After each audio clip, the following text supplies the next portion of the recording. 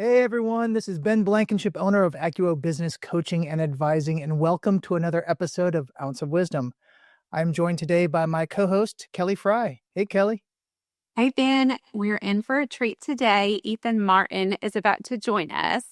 If you care about leadership, if you care about culture or scaling with purpose, you are going to want to lean into this one.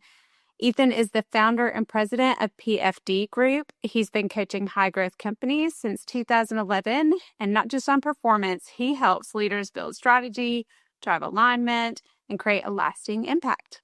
That's amazing. Ethan is not only a friend, but he is a trusted colleague and a fantastic coach. He's also a certified scaling up and working genius coach, and he has deep roots in helping companies shift their focus from working in the business to working on the business. He's also a very experienced entrepreneur, and he's helped start and sell multiple businesses. He has PE experience, and he serves as an advisor on several advisory boards. So when he is sharing feedback or perspectives on strategy and legacy and culture, it's really coming from a place of incredible experience. Absolutely. We'll throw the full bio in the comments below, but I'm excited to dive in. Same here. Let's do it.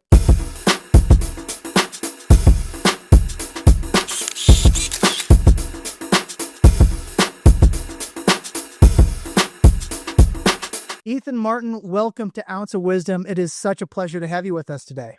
Hi, Ethan. Thank you, Ben. Thank you, Kelly. It is just great to be here. Really looking forward to our conversation. Likewise. So, Ethan, I'm going to set the stage for you. And this is a quote from Jim Collins, who I know you and I both respect.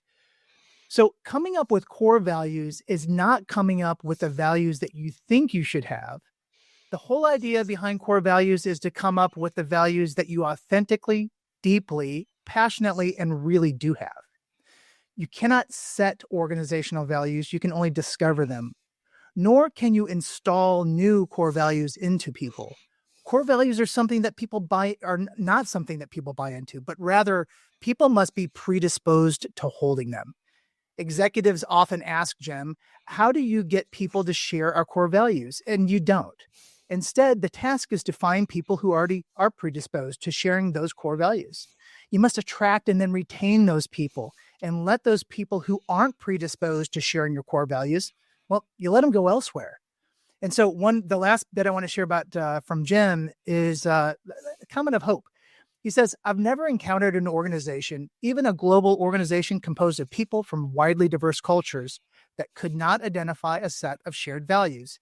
So it sounds like it's possible, many different places, but you need to put in the work to accomplish it. So here's the question, Ethan.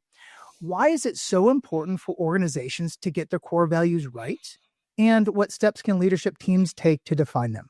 Yeah, Ben. So I love that you're starting with this question around core values and mentioning Jim Collins. I think it's an inspiration to all of us, dedicating his life to studying great organizations, everything from that good to great journey to these cultural elements. And we found there's really no effective way to scale up a company if you don't start off by focusing on culture.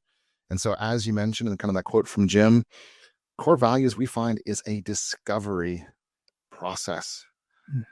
We get to do this all over the world. And I agree with Jim. It's always possible with the right CEO who has a learning and growth mindset and wants to discover what is the best, what is that core culture that they already have. We worked with a medical device company that was all over the world and was the result of an integration of several different operating companies. And before they integrated, they probably had slightly different culture.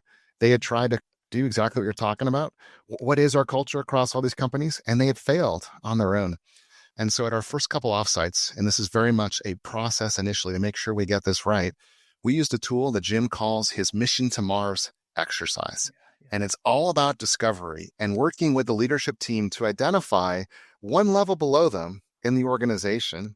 Who are the leaders? Who are the team members that really embody that culture for that organization? And so we created a list of those names.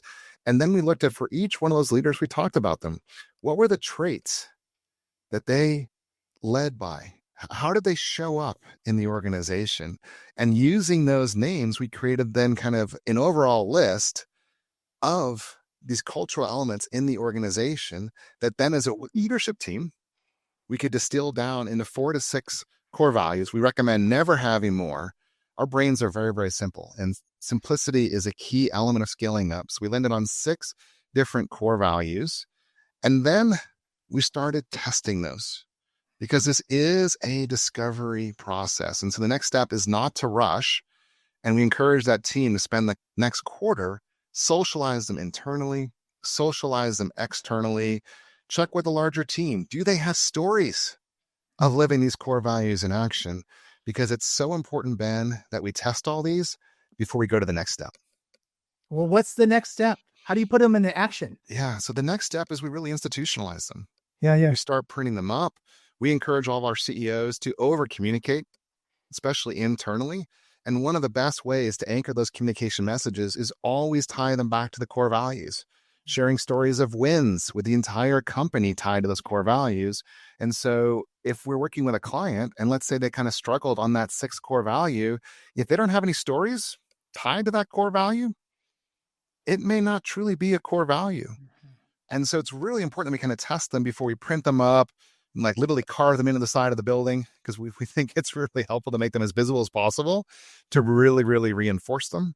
Because as we grow, it is so key. I've seen too many examples of literally one mishire of an individual, especially at the leadership team level, who chooses to live and behave by a different set of core values can really risk the culture for the entire organization. So Ben, the stakes are incredibly high here.